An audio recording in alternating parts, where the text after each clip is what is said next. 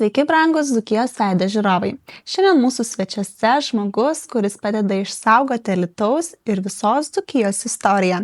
Vilmantas Dunderis – istorikas, muziejininkas ir krašto praeities pasakotojas. Jo dėka senosios istorijos, žmonių likimai ir svarbus krašto įvykiai nelieka užmaršti. Šiandien su Vilmantu kalbėsime apie jo gyvenimo kelią, meilę istorijai ir kodėl pasirinko savo darbą skirti Dzūkijos atminčiai. Tai sveiki, Vilmantai. Labą dieną. Tai žinokite, visada kalbindama žmonės užduodu tokį klausimą. Kaip pats save pristatytumėte žmonėms, kurie pirmą kartą mato jūs? Geras klausimas. Nes labai sudėtinga pristatyti save trumpai ir aiškiai. Oi. Vyriškis. Pagyvenęs, gali pasakyti. Turintis istoriko išsilavinimą. Ir be galo mylintis savo kraštą. Tikras dzūkas. Na, taip. Yra šiek tiek ir kitokio kraujo, bet vis dėlto dominuoja dzūkiškas. O sakykite, sakote, truputį dominuoja ir kito kraujo. Tai esate pats kilęs iš Dzūkijos ar? Taip, iš Dzūkijos. Iš Dzūkijos. O koks dar kraujas dominuoja pas jūs? Nu, aš spėčiau panašus kaip ir jūsų galėtų būti. Pagal pavardę spėjau. Nu, papasakokit. Aš turiu ir tatariškų šaknų. Taip. O sakykite, kokia buvo vaikystė tada? Praeikime tada prie to klausimo. Užaugote Dzūkijoje, ar ne? Užaugo Alytuje. Alytuje. Ir kokia buvo jūsų vaikystė? Gal trumpai papasakotumėt? Oi, kaip ir visų vaikų to meto. Gatvė, kiemas, žaidimai, dviračiai, miesto apylinkės, Nemunas. Gamtoje praleisdavom daugiau laiko negu namuose. Tai praktiškai nieko ten nesiskirdavo. Nes dabar gal man keista pamatyti, kai, tarkim, mažiau jauni vaikai prižiūrimi tėvų, tiesiog noram ko nepaleidžiami. Mes nuo 7 metų bėgiodavom, panimonėm, žvejodom ir iššutaudavom, grybaudom. Išėdavom ryte vakarę pareidom, niekas nekontroliavo. Taip, o sakykite, ar jau tada domėjotės senais pasakojimais ir istorijomis? Vaikystėje domėjausi. Vaikystėje buvo įdomu ir ypač buvo įdomu klausyti senelio pasakojimų, prisiminimų vieno, kito. Aš ne viską pasakodavau anksčiau dar. Taip. Bet tas interesas buvo įdomus ir pamenu tokį vieną nutikimą, bet čia buvo tuo laiku, kada jau ir studijavau, pradėjom su seneliu šnekėti apie tarpukario Alytų. Ir aš pradėjau jį pateisinėti, kad ten ne tas buvo, ten ne tas buvo. Jis klausė, palauk, sako, tai kuris gyveno tada tarpukario, tu ar aš? Skudu, tai jūs tai prisimenat iš savo atminties, aš remiuosi šaltiniais, literatūrą ir gavosi, kad buvau aš teisus. Eina savo, tai jūs tada labai daug turėjote domėtis, jau nuo vaikystėje skaitėte literatūrą, būtent kas vyko dar prieš jūs ir dar prieš jūsų senelius. Literatūros skaitimas tai buvo vienas iš populiariausių mano laiko praleidimo būdų. Tam skirdavau laiko labai daug. O gal atsimenate, kokia ta istorija pirmoji jūsų buvo? Istorinė knyga kokia pirmoji? Oi, sunku pasakyti, kuri buvo istorinė. Na, šiais laikais tai viena iš tokių prisimenu, bet tai gal būtų galima vadinti šiandieną tos sovietinės historiografijos propagandos šedevras tam buvo, kuriomis kelių tomų, tuo metu vadinosi Lietuvos TSR istorija. Tai iš jūsų pirmas toks istorinis veiklas, kuris pateko į rankas ir man paskaitant, aš buvau pradinėse klasėse berods. Man tai jau tada kilo daug neaiškumų, daug kažkokių keistų situacijų, o jis aišku nebuvo kur. Tai tas jūs gal net ir paskatino įti šitą visą kelionę? Ne, būtinai gal tas, bet domėjimasis aš žingiai įdomus toks visą laiką buvo. O jeigu reikėtų išskirti, kas buvo tas pirmasis, kuris pastumėjo eiti daugiau į tai, apart to, kad norėjosi sužinoti daugiau, gvildenti. Mane iš vis pastumėjo apie mano pirmosios mokytojas, kurias tikrai sudomino. Aš mokiausi tuometinėje antroje vidurinėje, dabar tai Adolfo Ramanausko Vanago gimnazija. Ir buvo, pamenu, prisidėjo istorijos pamokos, beros 5 klasėje gal. Ir pirmoji mokytoja, kuri atvažiavo, tik jis baigusi institutą, pradėjo dirbti, buvo Angelė Džiautinė. Tai buvo viena pirmųjų, kuri mane užkrėtė šitą gerąją ligą istorijos pažinimu. Po jos sekančiais metais, kitoje klasėje buvo Ona Matkieninė. Atsiprašau, Ona Naruševičienė. Matkieninė buvo anglistė. Ir dar buvo po jos dar Rita Bubonienė. 3 mokytojos, kurios mane gerąją tą prasme pastumėjo. Gerai. Kurios sudomino istoriją ir taip ir nužygiau to keliu. O sakykite, kada supratote, kad istorija taps ne tik pomėgiu, bet ir gyvenimo keliu? Tai gal savaime, tai nežinau, kad negalėčiau pasakyti konkrečiai datos, kada tai nutiko, bet tai tiesiog savaime. Tai savaime, ar ne? Kad nebuvo kažkokio labai reikšmingo Ne. tokio dalyko. O sakykite, kodėl pasirinkote muziejininko ir istorininko darbą? Nes galima buvo gal ir kitus kelius nueiti. Galbūt ir galima buvo, bet tuo metu kažkaip tai kitokių kelių ir nebuvo. Nors buvo bandymas, pavyzdžiui, buvo bandymas keli metai dirbti mokykloje istorijos mokytoju. Tai man ten nepatiko. Bet jūs pabandėte Bet aš bandžiau, aš 7 metus mokytojau. ir nepatiko. Ne. Tai jūs dar pakankamai kantrus. Na taip, galima skaityti ir kantrybės buvo, bet O bet kas buvo tokio, kad neužkabino jūsų? Dėl to, kad vaikai neklauso? ne, mokyklos esi įspaustas į tam tikrus rėmus. Nustatytos programos, reikalavimai, ką turi juos išmokinti, ką turi jiems įteikti, ko jie turi išmokti ir, pažiūrėjau, labai nuklysti į šonus, interpretuoti, negali nieko daryti. Na, aišku, galima dar galbūt galvoti, kurti kažkokias kitas papildomas veiklas, bet tai atims be galo laiko. Taip, jau tu čia į savęs turi duoti, resursas tai jau tavo asmeninis. O muziejui pradėjau dirbti, čia supratau, kad čia yra visiška laisvė, jau atiduota kurti. Gali realizuoti savo idėjas, gali realizuoti mintis, gali ieškoti, atrasti ir tik atrasti, gali paversti kažkuo patraukliu, įdomiu, kažkuo naudingu. Čia gal buvo tas atradimas, kad savęs realizavimo galimybės buvo didelės. O kaip atradote tą muziejų, papasakokit? Ir kaip atrodo muziejininko kasdienybė iš tiesų? Muziejininko kasdienybė, tai čia vėl.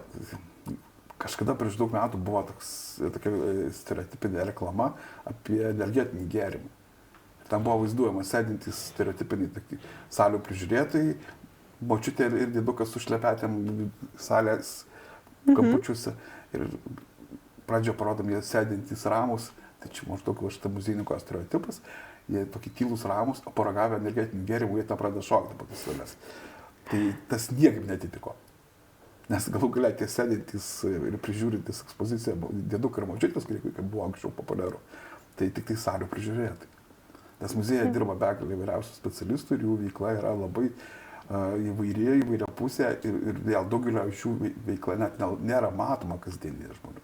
Tarkim, yra mūsų, tarkim, istorijos skyriaus dirbančių, veikla nėra tikrai tokia, kad kasdien matytų žmonės. Nes jinai yra daugiau tyli, rami, tvarkant eksponatus, prižiūrint eksponatus, ieškant faktų, rengiant kažkokias publikacijas, rengiant pranešimus ar panašius dalykus. Aišku, tai išvirksta į galutinį rezultatą, kaip, pavyzdžiui, parodos, ekspozicijos, bet tai jau būna kelių mėnesių ar kelių metų darbo rezultatas. Taip. O to kasdienio, o niks nemato. O kaip jūsų asmeniškai atrodo ta diena? Čia tokį bendrą paveikslą bandėte nupiešti, o ką jūs veikiate? Kaip ir visi. Atinu į darbą, įsijungiu kompiuterį, be ko šiais laikais neįmanoma. Taip. O po to pradedi kažką. Tai, aišku, darbų yra begalė, kuriuos vis tiek darai ir yra eksponatų tvarkymas, aprašymas, eksponatų skaitmeninimas, vėl kažkokios medžiagos rinkimas, iškojimas, taip kad gali tarkim visą dieną sėdėti, aprašinėti eksponatus, aišku, tai pavargsta, galų galia rankos ir galva ir akys, gali kaitalioti, gali daryti kažkokios, tarkim, eksponato aprašymą, gali skaitmeninti, skanuotus eksponatus kelti internetinė erdvė, nes yra atskira svetainė šiais laikais sukurta, lemis.lt, kur visi muziejai, nes yra net vyriausybės programa, kurios turėtų įsibaigti 32 metais, kad visi muziejuose saugomi netgi ne eksponatai, bet muziejinės vertybės dabar vadinasi. Turi būti suskaitmeninta ir turi būti prieinama visuomeniai, pasižiūrėti skaitmeninėje erdvėje. Tai realiai dirbate ant to. Realiai, kažin, ar tai pavyks padaryti, bet tai irgi vienas iš to tokių darbų. Čia galėčiau sakyti, tą darbą mato žmonės, jeigu, tarkim, šiandien paėmų, kaip pavyzdys, aš tai Kolidų žurnalai, kažkurį žiūrų suskaitmeninu, įkeliu į erdvę ir jisai tam pamatomas jau čia pat. Tai galima sakyti, čia jau buvo rezultatas apčiuopimas, kurį galima pamatyti, šiandien štai padariau. Ir matys, kas tik norės. Bet yra begalė darbų tokių, tarkim, šaltinių tyrinėjimas, ieškojimas, kažkokios informacijos rinkimas. Gali skaityti begalę dokumentų visą dieną ir ištraukti vieną faktą. Arba ne vieną. Tai va, labai įdomu, kaip atrandate senas ir iki šiol negirdėtas Alytaus istorijas ir tų istorijų, kurie ieškote. Kaip jūs jų ieškote iš tikrųjų? Aš nelabai suprantu. Tai ir sakau, tai yra, aš, pavyzdžiui, vakar mačiau jūsų puikų reportažą apie archeologų darbą. Pirmajame Alytuje taip, bet būtent archeologų darbas yra susijęs ieškoti žmogaus kultūrinės veiklos pėdsakų paslėptų po žeme, vandenyje, dar kažkur. Tai istorikai ieško irgi šiek tiek panašiai, bet ieško kitaip, truputėlį vis ieškomi tų atsakymų ir tų faktų rašiniuose šaltiniuose daugiausiai. Gali būti, aišku, žodiniai pasakojimai žmonių, pasiremiant savo atsiminimais, bet didžiausias, aišku, pagrindas būna rašytiniai šaltiniai. Tai realiai turi pasėdėti tikrai prieš realiai archyviniai dokumentai, sena spauda ir panašus dalykai, taip, reikia begalę jų perskaityti. Eina savo, tai čia vien tik turi ant to sėdėti. Tai čia yra tas nematomas darbas, kurio nieks nemato, bet iš kurio tu gali kažką ištraukti. Ar yra koks istorinis atradimas jūs patį labiausiai nustebinusi? Gal turite vieną kokį kelis, net kuriuo galėtumėte net pasidalinti? Sunku pasakyti. Atradimas, aišku, mes jo neužfiksavom, bet mes su kolega gavę informaciją, kada žmogus atvežė iš savo dirbamų laukų keletą radinių, akmens amžiaus, ten buvo radiniai, papasako, kad pas jūs laukuose randama ir kažko daugiau panašiai. Ir mes susidomėjom, sakom, galbūt galim pasižiūrėti, kad atvažiuotų į tą lauką. Pavasarį žmogus paskambino, galite atvažiuoti. Mes tą lauką vaikščiom, žiūrėjom, begalę radom keramikos dirbinių, titnagos, skelčių, įvairiausių nuoskalų. Parašiau kolegoms, archeologams į Vilnių, nusinčiau nuotraukas, nurodžiau lokalizaciją, sako, čia greičiausiai yra gyvenvietė. Nežinoma, nefiksuota ir iki šiol neištyrinėta. Bet tuo metu irgi neskubėjome jos registruoti, į paveldą pranešti, aišku. Taip viskas yra lyg ir nugulė, žinom, kad ten yra gyvenvietė. Po kelių metų patys savininkai dar kartą pasikvietė jau archeologus ir detektorininkus ir jie tą lauką ištyrė, atrado, kad ten ir Žalvario laikotarpio gyvenvietė egzistavo. Tai galima sakyti, iš dalies prisidėjom su kolega prie tokios nežinomos gyvenvietės atradimo. Tai visai toks ir įdomus darbas, ne tik sėdėti skaityti. Mums įdomus, taip, bet iš šono žmonėms iš karto kiltų klausimas, kas toje gyvenvietėje yra namai, pastatai, rūmai, nieko. Suartas laukas ir tame lauke guli begalė žmogaus kultūrinės veiklos pėdsakų. Taip, man atrodo, jeigu pradėtum čia kiekvieną lopinėlį, tai čia vis tiek kažką atrastum. Ne, tai atrast galima bet kur, bet reikia sugebėti išvelgti. Taip, teisingai. O sakykite, kuri Alytaus ar Dzūkijos istorija jums asmeniškai yra artimiausia? Nes čia supratau, kad net ar Dzūkijoje čia buvo? Čia Dzūkijoje. Dzūkijoje pačiai. Ja, tų istorijų yra daug, bet kuri artimiausia, mieliausia, gal skaičiu, kuri įdomiausia. Tai čia vėl tų istorijų yra daug, žiūrint, ko iškosim. Ir dabar proponuojama, kad Alytus kaip meilės miestas turi daug įvairiausių objektų su meilės susijusių. Tai paimkim tas pačias meilės istorijas su Alytum susijusias. Na, žinoma, plačiai išreklamuota Žygimanto ir Barboros istorija, kaip ir visiems žinoma, galbūt yra kai kurie faktai, kurie mažiau žinomi apie Žygimantą ar Barborą, nes, tarkim, visą laiką daugiau akcentuojama buvo tai, kad Žygimantas po vestuvių padovanojo Barborai savo žmonai visą eilę pilių ir miestų. Na, tame tarpe ir Alytaus dvarą. Bet prieš istorija yra tokia, kad 1543 m. lapkričio mėnesį Žygimantas Augustas su visu savo dvaru pasitraukė iš Krokuvos, nes į Lenkiją atėjo maras. Jis traukėsi į šiaurę, traukėsi į mažiau gyventintas teritorijas, kad išvengti maro, atvyko į Gardiną, po to iš Gardino teko trauktis į Lietuvą ir jisai patraukė į Alytų. Nes Alytaus dvaras kaip tik buvo Žygimanto Augusto nuosavybė. Tiesiai su savo dvaru, o kas tai yra dvaras? Tai yra maždaug apie 200 aptarnaujančių asmenų, maždaug 200 vienetų žirgynas. Tai iš tiesų, tokiam miestui ir dvaro kaip Alytus tuo metu tai tikrai buvo daug. Nes skaičiuosim 40 metų darytą miesto inventorių, 40 metų vėliau darytas inventorius, tai miestas suskaičiuota apie 1100 gyventojų maždaug. Tai čia toks atvykimas iš tiesų gyvenvietę turėjo sukrėsti stipriai. Tai vat pagal dvaro sąskaitų knygas, aišku, kad keliaudamas iš Gardino link Alytaus, Žygimantas buvo užsukęs į Geranainių pilį. Geranainių pilis yra šiandieniniai Baltarusija. Ir tai buvo Goštautų giminės nuosavybė. Ir toje pilyje tuo metu lydėjo jauna našlė Barbora Goštautinė. Ir vėliau iš Geranainių kunigaikštis atvyko čia į Alytų ir 43-44 metų žiemą praleido čia Alytuje. Aišku, jis Alytuje nubudžiavo, tai dažnai vykdavo į medžioklės, tos medžioklės trukdavo po savaitę, po dvi, bet sąskaitų knygos byloja, kad žirgai tarp Alytaus ir Geranainių, pašto žirgai, judėjo beveik nuolatos. Tai galima daryti prielaidą, kad tas susirašinėjimas, bendravimas prasidėjo būtent čia. Na, tai sakykim, čia jau ta gražiausia meilės istorija. Kaip fainai. Bet turim 20 amžiaus meilės istoriją vieną, kurią mažiau afišuojame. Papasakokit. Ir nevyko čia pat, šalia kitoje pusėje parko. Nu, vat kiek daug nežinai, papasakokit. Adolfas Ramanauskas Vanagas ir Birutė Mažeikaitė. Jos istorija, vat. Taip, jų meilės istorija. Juk jinai prasidėjo tuo metu, kaip Adolfas Ramanauskas Vanagas mokytojavo Alytaus mokytojų seminarijoje, 42-45 metų laikotarpis. Ir tuo metu seminarijoje mokėsi Birutė Mažeikaitė, mokinė. Na, bet mokytas jaunas, mokinė irgi jauna.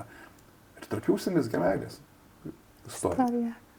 Kaip fain. Bet viskas irgi išvirto taip, kad kuomet Adolfas Ramanauskas pasitraukė į rezistencinę veiklą, išėjo į pogrindį, Birutė taip pat pradėjo persekioti, saugumas ir jai grėsė irgi įkalinimas. O tarp jų buvo sutarimas, kol nebaigs mokslų, Birutė nei santuokos nieko nebus. Ir laukė tiesiog, kol baigs mokslus. Deja, mokslų nebuvo lemta baigti, nes Birutė irgi turėjo išeiti praktiškai pogrindį. Išvyko iš Alytaus, kurį laiką gyveno pusiau legaliai kitą pavardę, bet vis tiek, kada saugumas pradėjo ją medžioti, tai tada irgi teko pasitraukti į pogrindį ir išeiti į pogrindinį gyvenimą. Visą tai, aišku, baigėsi tuo, kad vyksta santuoka tarp Adolfo ir Birutės Nedzingės bažnyčioje slapta. Ačiū, kaip tik pernai buvo atminimo lenta ten pritvirtinta.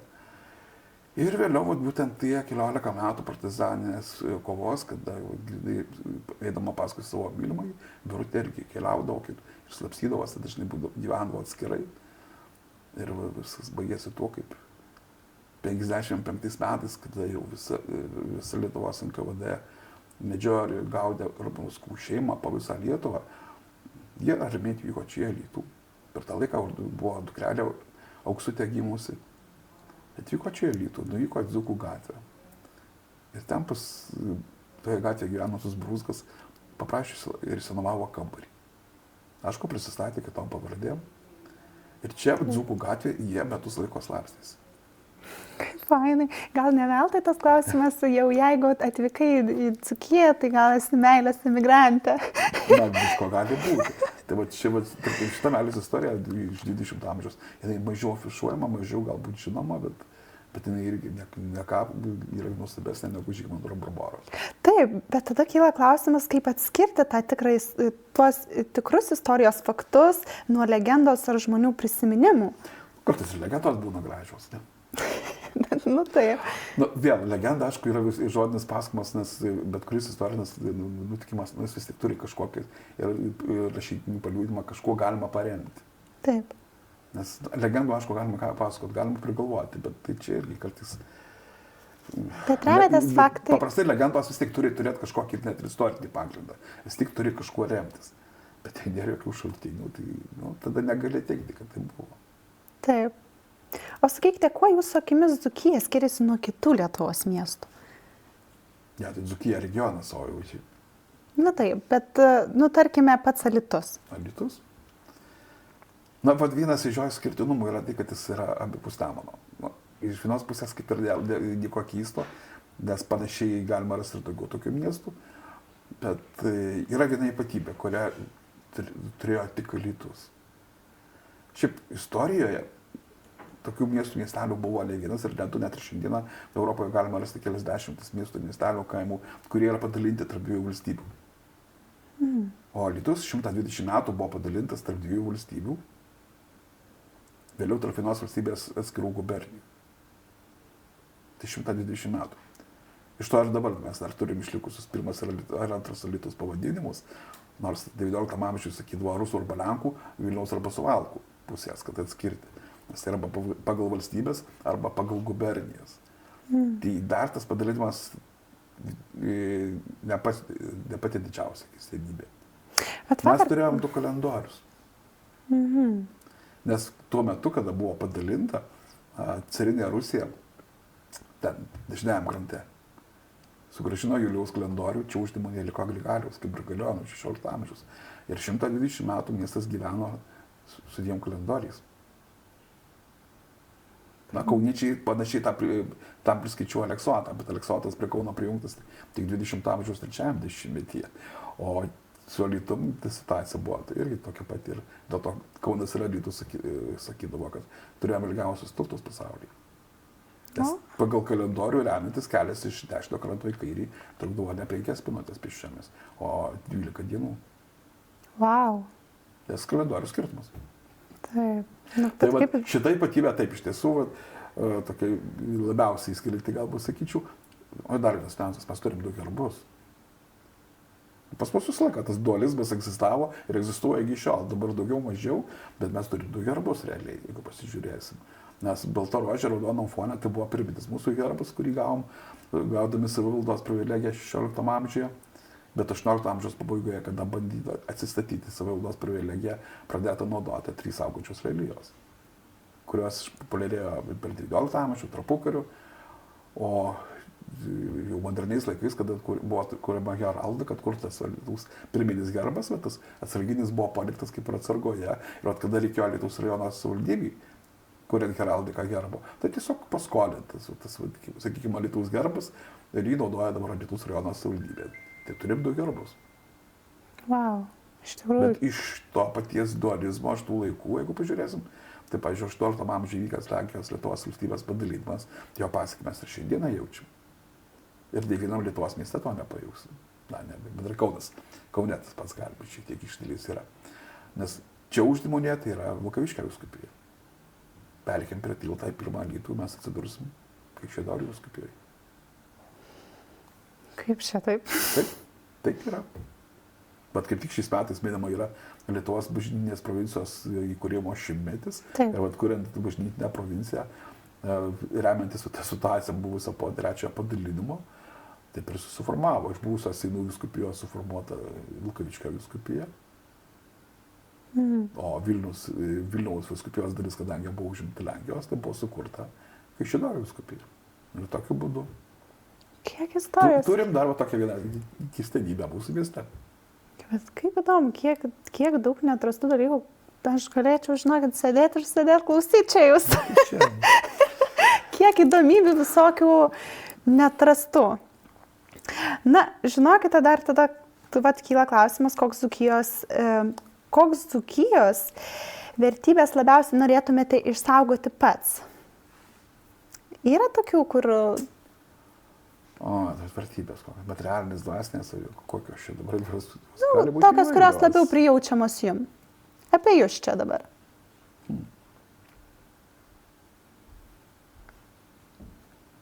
čia tai irgi toks pagavas gražiai. Ką išsaugoti? Dabar Ką norėtųsi išsaugoti? viską, bet kartu ir sunku dabar apibrėžti. Na gerai, jeigu paimkim net ir tą pačią Lytiškio Antano Saulyno sukurtą dainą Dzūkija, Taip. nes tai yra būtent Lytiškio kūrinys, tai ten paprasčiausiai, jeigu šnekam apie tokias dvasinės vertybės, nuoširdumas. Nors šaltiniuose, aišku, dažniau bylojama būdavo, kad tokie šiek tiek labiau uždaresni buvo mūsų protėviai, bet Mažiau dalindavosi. bet vis tik nuoširdus. Taip. Tai va tai Tai norėjau. jeigu dvasinės vertybės, tai būtų nuoširdumas, o jeigu materialinė, aišku, begalė yra daug, kurias norėtų išsaugoti, tai nes Dzūkijoje tikrai pilnai, ne tik Alytuje, bet ir visoje Dzūkijoje, daug kultūrinio paveldo, kuris yra išsaugotas, bet kai kas nyksta, kai kas pradingsta ir tokių. Norėtųsi viską išsaugoti, bet galų galia parkas, pavyzdžiui, šalia stovintis. Aišku, gražu 100 metų parkui, gal nieks negrėsia, bet tikėkime, kad tai išliks kaip vertybė, jeigu saugo žmonės. Taip. Taip. O sakykite, ką kiekvienas dzūkas turėtų žinoti apie savo kraštą? Kokį akcentą tikrai turėtų žinoti kiekvienas?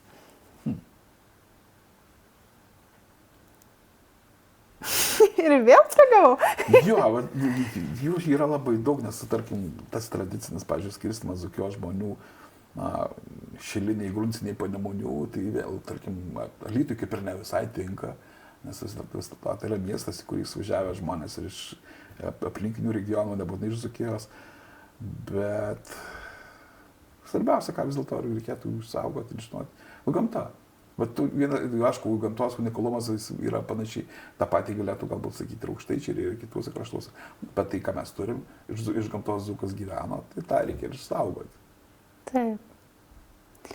Taip. O sakykite, kokią vietą pirmiausia parodytumėte svečiui Alytuje? Alytuje?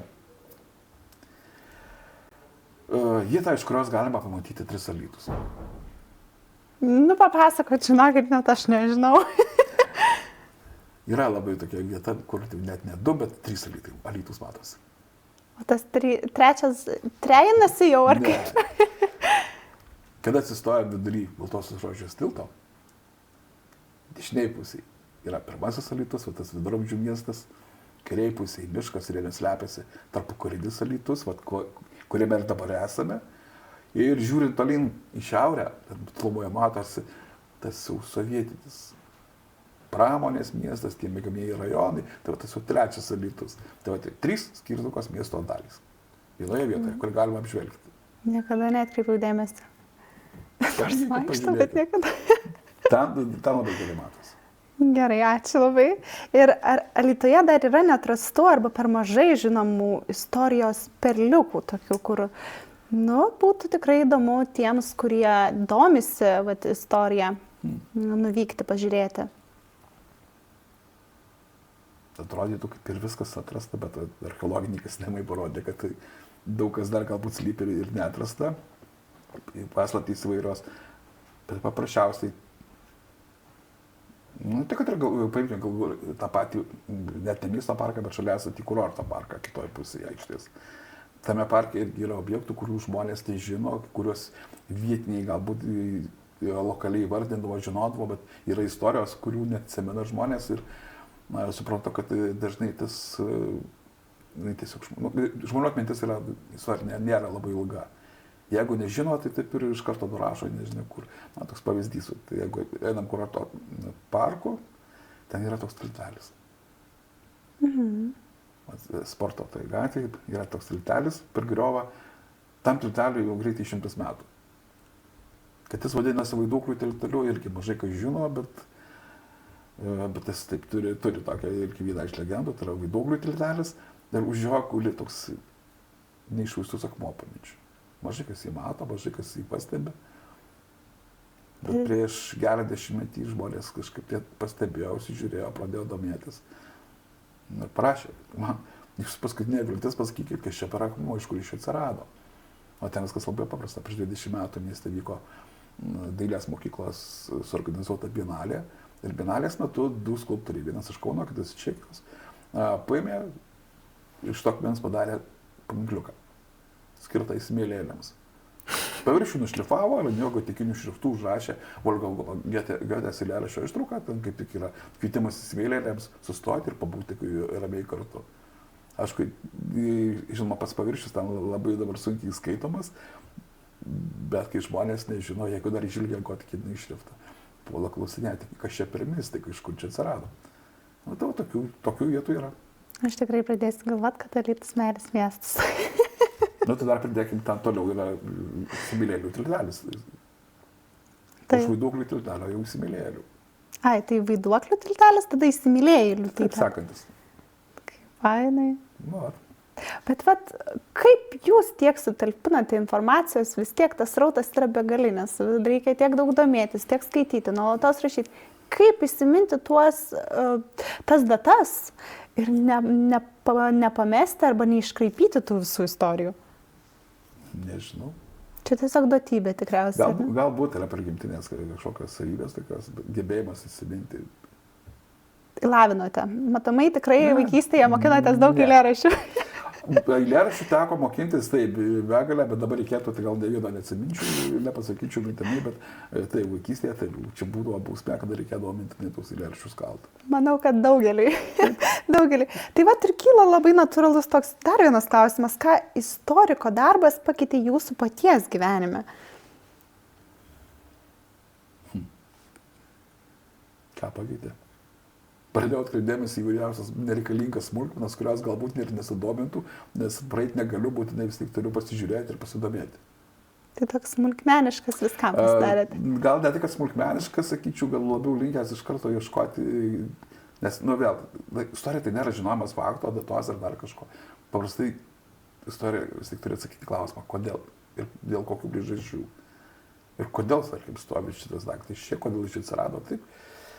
Ir tada, būtent čia. Taip, būtent čia. Ir ką jisai reiškia, kokia priežastis ir kas lėmė, kad jis atsirado. Na tai va, tokie dalykai kartais tiesų užgula ir galva. Galbūt nereikalingi, bet na, galbūt sužinai ir jautiesi, kad laimingas esi. O ar būna, kad vat, pavargstate ir nebesinori jau tos istorijos, ką tada darote? Gal kaip atsipalaiduojate, nes pavyzdžiui, net ir pati, vat, rašydama, kai didelis srautas praeina informacijos, atrodo, net miegot negali. Tai kaip tvarkote su tuo, ar nebūna jums taip? Nu, yra meškerėje. Su meškerė galima pasidėti. Tai yra kompiuteriniai žaidimai. Patinka žaisti kompiuterinius žaidimus? Patinka visi. Papasakokit, ką žaidžiat?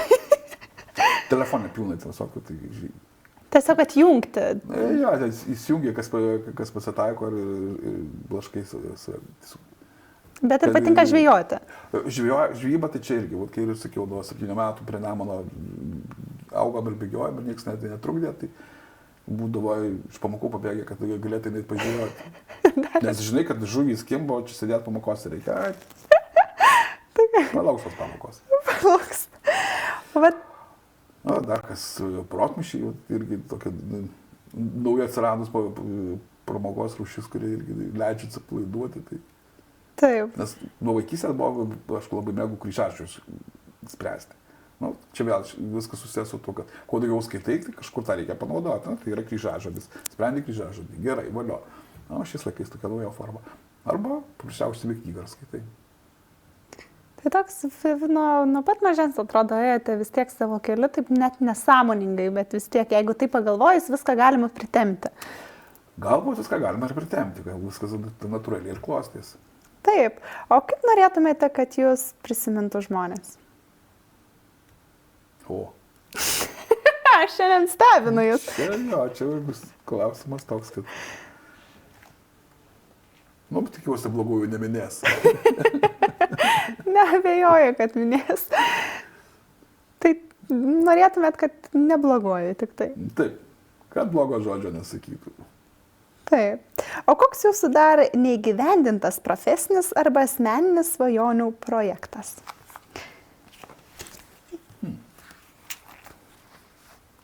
Asmeninis svajonių projektas. Ką norėtumėte įgyvendinti? Yra kažkoks? Norėtųsi dar ką nors gražus apie miestą parašyti. Tai manau, kad dar ne kartą parašysit. Tai aš ne apie straipsnius, kokį nors leidinį galvoju, žinai, kad O esate nors išleidęs vieną leidinį kokį? Tai yra išleistų, yra ir dabar rašomų, bet... Papasakokit truputį, iš tiesų įdomu.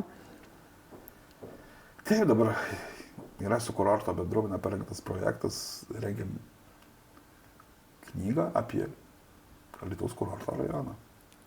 Kaip fainai. Tai čia vienas. Taip, čia dėjasi su Linu Jakštoniu. Leidinys pagal projektą vadinasi Kurorto istorijos. Taip, taip. Tai daugiau, taip, aišku, orientuojamas į žmonės, žmonių istorijas, bet aišku, ir paties kvartalo istoriją, nes vis tiek greitai, tai 100-metis bus, kai jis įkurtas.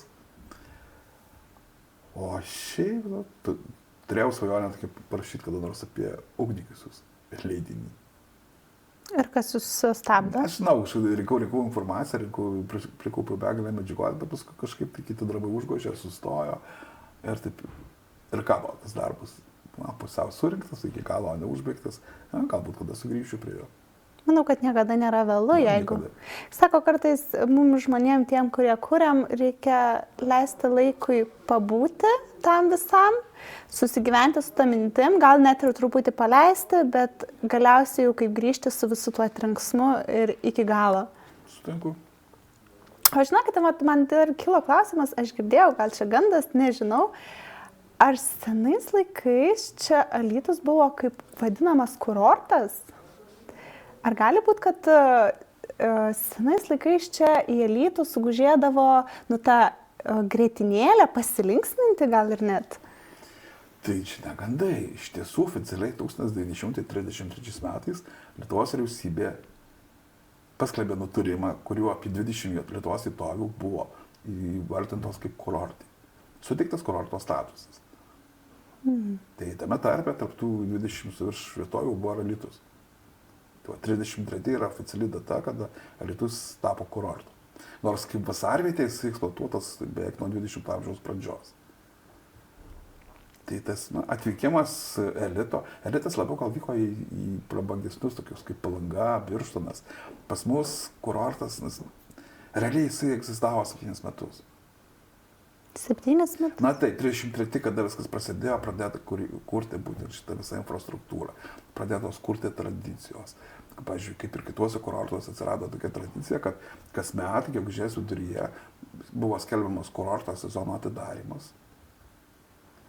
Miesto savivaldybėje, kuri buvo įsikūrusi Vilniaus gatvėje, dabar ten stovi tas seno būtinio pastatas toje vietoje, įsikurdavo kurorto administracija. Miesto burmistras automatiškai tapdavo kurorto direktoriumi tam kurorto sezonui. Ten būdavo ir informacijos biuras, kuris teikdavo informaciją apie poilsiautojams, kur galima apsistoti, maitintis ir panašiai. O visa infrastruktūra, vis tiek jinai buvo reikalinga, jinai buvo kuriama tvarkomos gatvės, planuojama statyti viešbutį, nespėta, sutvarkytas parkas, įrengta strada, parke vykdavo Ulanų pulko pučiamų orkestro koncertai kelias kartus per savaitę. Na, žinoma, tai tik viena pramoga, bet vėl patiems poilsiautojams, žinoma, svarbu, kur apsistoti. Dėl to suformuotas tas visas vasarviečių rajonas, kurį ir dabar vadinam kurortu. Na, aišku, tai buvo suprojektuota apie 150 sklypų. Nespėta net to išpirkti. Tas prasidėjo sovietinė okupacija, vokiečių okupacija. Tai va tos gražios tradicijos jos formavosi. Tai daryti Šaulių namai, kuris tapo kaip kurorto kurhauzo, tai būtent irgi vienas iš tokių atributų. Bet nespėta visko suformuoti, sutvarkyti, sudaryti, nes tarkim jau sovietų okupacija po antro pasaulinio pakeitė visą situaciją. Tai kurorto pradėta formuoti pramonė, tarkim, jeigu iki karo pramonės tos įmonės, kokios buvo, jos buvo susijusios su vietinė kažkokia perdirbamąją pramonė, tai pokerį pradėta formuoti visiškai kitokio pobūdžio įmonės. Nors realiai dar žmonės maždaug iki 60-mečio pabaigos važiuodavo iš įpročio čia ilsėtis. Bet to sąlygų jau nebuvo. Ir taip, kad tas elitas, jeigu tai žiūrėsim, tai elitas važiuodavo į Palangą. Nes, pavyzdžiui, buvo toks net leidinys Plešas. Tai jame atsiverti kiekvieną noriu skaitai. Į Palangą atvyko ir sąrašai, kokios šeimos, būtent elitinės šeimos, inteligentyje, valdininkai. Ten tiesiog pagal sąrašą, žiūriu, lydino, ką gali skaityti, kas atvažiavę, kurortai yra, ką gali suteikti. Tai palyginimui, jeigu taip jau žiūrėsim, Palanga sezono metu sutraukdavo labai daug poilsiautojų, maždaug iki 7 000. Taip. Birštonas kokia 1,5 tūkstančio, iki 2. Tai pas mus sezono metu iki 400-500. Taip. Tai nebuvo kaip šiais laikais tas masinis važiavimas į kurortus. Tai dėl to ir tas Alytus gal buvo toks paprastesnis kurortas. Nu ir dar vieną klausimą užduosiu, pažiūrėjau čia jums tie klausimų vakar, vat, kaip tik su archeologu kalbėjome ir vat, tie visi atrasti jo radiniai.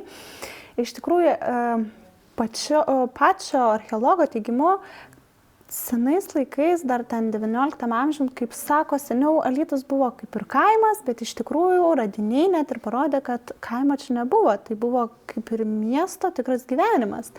Ką jūs pasakysite? Ar tai buvo visada miestas, ar... Na, šiaip viduramžius, jeigu imsim istoriją, kas skiria kaimą nuo miesto? Kaime gyveno valstiečiai, kurie užsiimdinėjo žemės ūkį. Išskirtinis miesto bruožas, miestelio, tai kad jo gyventojai verčiasi amatais ir prekyba. Jeigu dominuoja amatai ir prekyba, tai jau yra ne kaimas, tai yra vis dėlto miesto tipo gyvenvietė, o tarkim, kad jau būtų tai visiškai pilnavertis miestas, tai irgi pagal susiformavus LDK tradiciją, tas miestas turėjo gauti savivaldos teisės. Tai tarkim, dar vienas atributas. Miesteliuose privalu dar turėjo būti ir turgaus aikštė, kur vykdavo prekybos veiksmai, turgus ar mugės. Ir taip pat bažnyčia dar buvo svarbus atributas. Tai va, be tokių kelių faktorių tikrai sudėtingai sakyti, kad tai nėra miestas. Tai va, šiuo atžvilgiu, žiūrėkim, 15 amžiaus pabaiga, 16 pradžia, miestas susiformuoja turgaus aikštė. Būtent pirmojo Alytaus aikštė dabartinė. Tai jinai yra seniausia mieste aikštė, tai virš 500 metų. Bažnyčia, prieš porą metų buvo minima pirmosios bažnyčios 500-metis. Taip pat buvo pirmajam Alytuje.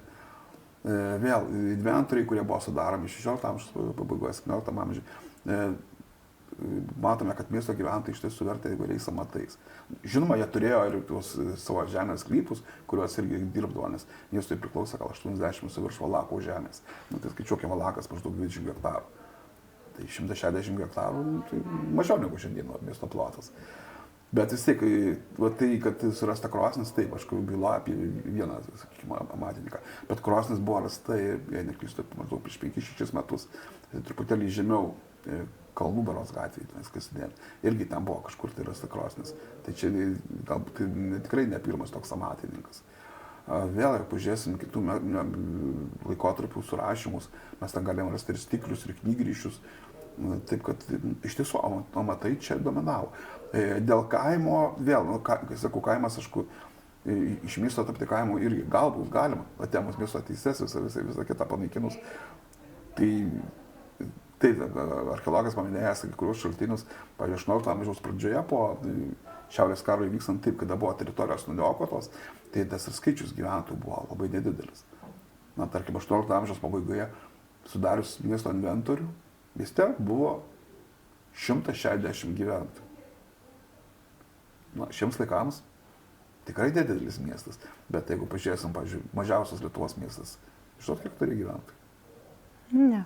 Šiandien Lietuvoje mažiausias miestas turi 106 gyventojus. Ir čia koks čia miestas? Jei neklystu, Panemunė berods. Nu va. Nes šis laikas miesto statusas apibrėžia būtinio savivaldos turėjimus. Taip, kad, tai tarkim, tas sakymas, kad kaimas, nors vėl iš kitos pusės, jeigu žiūrėsim, pirmas Alytus iki 19 amžiaus pabaigos buvo dominuojanti miesto dalis. Šita dalis visą laiką buvo kaip priemiestis pirmo Alytaus. Bet tai nebuvo kaimas, tai buvo priemiestis. Nes net ir LDK laikais, kada buvo sudaroma miesto taryba, šitą pusę savo irgi atstovus rinkdavo miesto taryba. Turėdavo savo atstovus. O 19 amžius, kada minėjau tuos padalinimus tarp dviejų valstybių, tarp gubernijų, taip, ten jau galima rasti tokius niuansus, kad vis dėlto carinės Rusijos valdžia, iš dalies tuo metu miestą iš tiesų buvo degradavusi. nužebinusi. Nes tarkim, pirmas Alytus 20 amžiaus pradžioje funkcionavo jau kaip kaimas. Rašoma buvo, kad ne miestiečiai, bet tenais valstiečiai gyveno. Šitoj pusėje miesto teisės išsaugojogi 19 amžiaus beveik pabaigos, bet irgi miesto teisų neteko. Taip kad carinės Rusijos laikais, taip, miestas buvo toks sumenkęs. Bet labai įdomu, iš tiesų labai daug. Čia yra istorija ir čia wow. Iš tiesų paspėliokim. Kaip manote, kaip dar pasikeis po kokių Alytus, po kokių 20-30 metų? Po 20-30 metų. 23 metų šiais laikais atrodytų ir daug ir mažai. Na, žiūrint į tai, kad kaip sparčiai visos technologijos, transportas, na, galbūt, sakykime, mieste važinės autobusai, jau šiandien važinė elektriniai autobusai, bet po 20-30 metų, tarkim, važinės autobusai be vairuotojų. Kas jau šiandien daug kur yra realybė, tai manau, to sulauksime ir mes, kad anksčiau ir vėliau ateis pas mus. Nors gana palyginus sparčiai žengėme su technologijomis. O daug kas, žmonės galbūt gyvens ilgiau. Bus labiau sveikesni, galbūt. Nes paprasčiausiai, jeigu žiūrėkime elementariai tai, kas vyksta dabar, aišku, žmonės galbūt daugiau linkę ir sportuoti, skirti dėmesį savo sveikatai, rūpintis. O paprastas pavyzdys. 14 metų atgal, kada buvo statomi dviračių takai, buvo skepticizmas. Kokius jis važinės? Šiandien pažiūrėkime, kas darosi dviračių takuose.